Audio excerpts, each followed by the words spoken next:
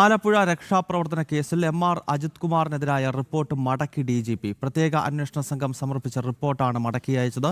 ചില ഭാഗങ്ങളിൽ വ്യക്തത വേണമെന്നും തുടരന്വേഷണം നടത്തി പുതുക്കിയ റിപ്പോർട്ട് സമർപ്പിക്കാനും DGP നിർദ്ദേശം നൽകി.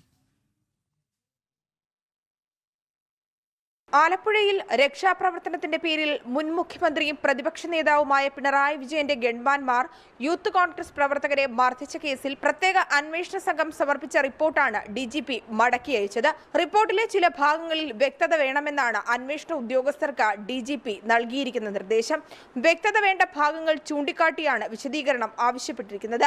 വ്യക്തതയ്ക്ക് ആവശ്യമായുള്ള തുടരന്വേഷണം നടത്താനും നിർദ്ദേശം നൽകി. SIT സംഘം സമർപ്പിച്ച റിപ്പോർട്ട് പരിശോധിച്ചതിനു ശേഷമാണ് DGPയുടെ നടപടി ഉണ്ടായിരിക്കുന്നത്. അധികം വൈകാതെ റിപ്പോർട്ട് സമർപ്പിക്കാനും DGP ആവശ്യപ്പെട്ടു എന്നാണ് വിവരം. നേരത്തെ കേസ് അട്ടിമറിക്കാൻ ADGP M.R. അജിത് കുമാർ നീക്കം നടത്തിയതിനെതിരെ നടപടി സ്വീകരിക്കുന്നതിനെക്കുറിച്ച് DGP നിയമോപദേശം തേടിയിരുന്നു. പ്രത്യേക അന്വേഷണ സംഘത്തിന്റെ റിപ്പോർട്ട് വൈകുന്നതിലും ആഭ്യന്തര വകുപ്പ് വിശദീകരണം തേടാത്തതിലും വിമർശനം ഉയർന്നതിന് പിന്നാലെയാണ് ഏതാനും ദിവസങ്ങൾക്ക് മുമ്പ് SIT സംഘം DGPക്ക് റിപ്പോർട്ട് നൽകിയത്. ജനം, തിരുവനന്തപുരം.